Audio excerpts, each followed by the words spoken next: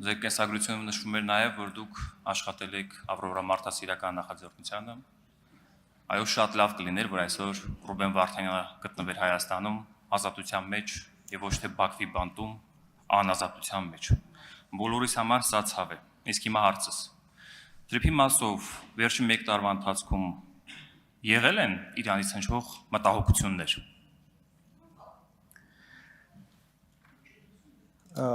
Շատ լավ կլիներ, որ բոլոր 19 գերիները եւ պահվող անձին կլինեին ազատության մեջ, իսկապես։ Ինչ վերաբերում է մտահոգություններին, նախորդ տարվա օգոստոսին, երբ որ համատեղ խաղաղության հռչակագիրը ստորագրվեց, այո, Իրանի որոշ պաշտոնյաներ հայտնեցին մտահոգություններ, բայց դրանից անմիջապես հետո մենք շատ ակտիվ աշխատել ենք մեր Իրանի գործընկերների հետ։ Ես հիշում եմ, որ այդ օրերին փոխարտգործնախարարը մեկնեց Իրան եւ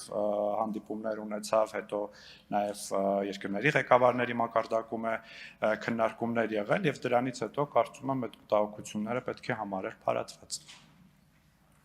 Արձագանք